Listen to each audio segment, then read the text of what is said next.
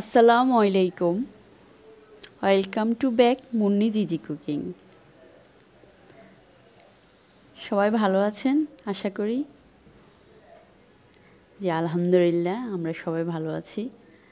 আজকে আমি আপনাদেরকে করে দেখাবো পিৎজা, চিকেন পিৎজা। আর সেটা আমি করে দেখাবো চুলায়। চুলায় কীভাবে খুব সহজে চিকেন পিৎজা করা যায় সেটা আমি আজকে আপনাদেরকে করে দেখাবো। আর এই পিৎজা রেস্টুরেন্টের চাইতে কোনো অংশ কম হবে না ইনশাল্লাহ। তো চলুন শুরু করা যাক।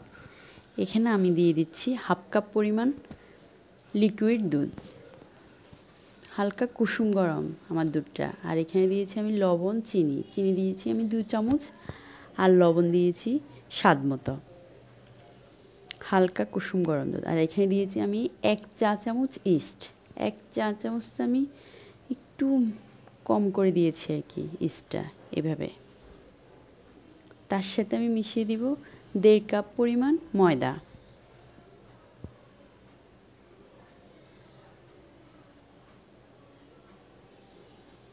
এখন আমি এটাকে আস্তে আস্তে করে মলে নিব। এটাকে আমি মলতে 8-10 মিনিটের মতো মলবো। এটা যত মলা বেশি হবে তত আপনার পিৎজাটার ডোটা তত বেশি সফট হবে এবং পিৎজাটা খেতে তত বেশি ভালো লাগবে।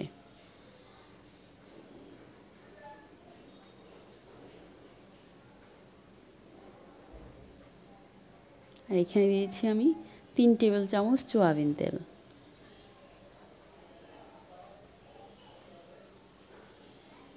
আমার 7-8 মিনিট মলা শেষ কিন্তু।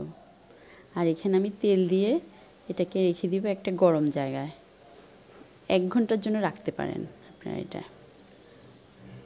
ঢাকনা দিয়ে মোটামুটি একটু গরম চুলার কাছাকাছি ওই জায়গায় রেখে দেবেন। আর এখন আমি পিৎজার জন্য চিকেনটা রেডি করে নিচ্ছি। এখানে আমি 1 কাপের থেকে একটু কম চিকেন নিয়েছি। সাথে আমি মাঝারি সাইজের 2টা পেঁয়াজ কেটে নিয়েছি। লবণ দিয়ে দিয়েছি স্বাদ মতো।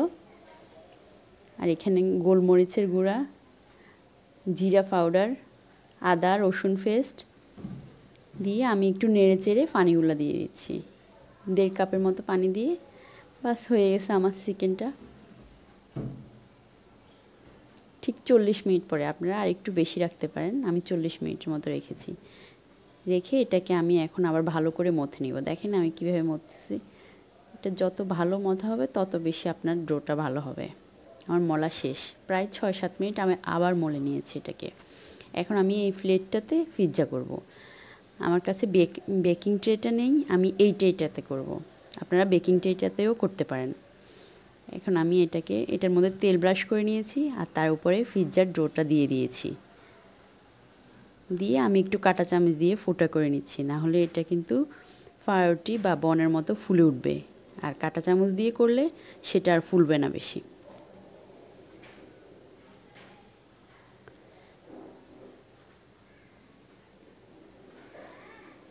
এখন আমি এখানে দিয়ে দিচ্ছি পিৎজা সস।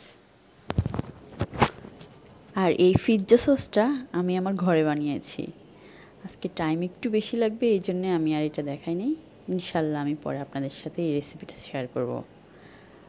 আর এই পিৎজা সসটা এখন আমি দিচ্ছি এটাতে, যে যেমন পছন্দ করেন। আমি এটা বুঝে দিয়েছি যে আমার পিৎজাটা কতটুকু পরিমাণ বড়, সেই হিসেবে আমি এটা এখানে মেখেছি।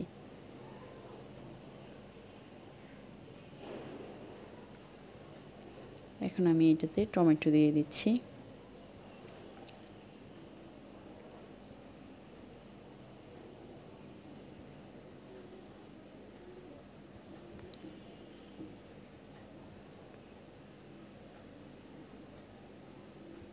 কাঁচামরিচ দিয়ে দিয়েছি আর পেঁয়াজ দিয়েছি স্লাইস করে কেটে।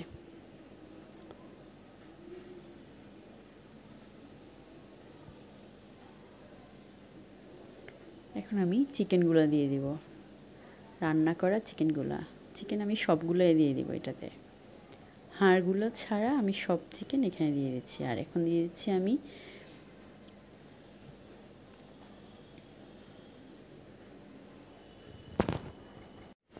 Mozzarella cheese. মজরেলা চিজটা আমি আমার পছন্দ মতো দিচ্ছি, একটু বাড়িয়েই দিচ্ছি। আমার ভালো লাগবে এই জন্য আমি সবসময় একটু বাড়িয়েই বাসায় যখন করি তখন একটু বাড়িয়েই দিই। আপনারা আপনাদের পছন্দ মতো দেবেন, এটাতে স্বাদ একটু দ্বিগুণ হয়ে যায় এই জন্যে। এখন আমি পাশেরটা একটু কালার করে দিচ্ছি, যেহেতু আমি চুলায় করবো, আর চুলায় এই কালারটা লাল হয় না, সব কখনো কখনো লাল হয় আবার কখনো হয় না, এই জন্য আমি একটু সস দিয়ে এটাকে লাল করে দিচ্ছি। আপনারা এটাতে চাইলে তেলও দিতে পারেন, বাটারও একটু মেখে দিতে পারেন অল্প করে আলতো হাতে। ব্যাস হয়ে গেছে। এখন আমি অর্গ্যানো দিব। এই অর্গ্যানোটা পিৎজার সাথে ইউজ করতেই হবে আপনাকে, এটাও বুঝে দিতে হবে আপনাকে। এটা দিতে হবে আপনাকে 2 চিমটি পরিমাণ দিবেন, এটা আপনি 2 চিমটি পরিমাণ ছিটিয়ে ছিটিয়ে দেবেন। এটাতে পিৎজার আসল ফ্লেভারটা আসবে, রেস্টুরেন্টের ফ্লেভারটা। এবার আমি চুলায় একটা পাতিল বসিয়ে 5 মিনিট এটাকে গরম করে নিয়েছি। এই যে গরম হয়ে গেছে আমার পাতিলটা, একটা স্ট্যান্ড দিয়ে নিয়েছি। এখন আমি প্লেটটা এটার মধ্যে বসিয়ে দিব। এখন আমি ঢাকনা দিয়ে ঢেকে দিব। সবসময় মতো আমি একটা টাওয়াল দিয়ে দিব, যাতে গেমে পানি না পড়ে আর বাতাসটা যাতে বের না হতে পারে।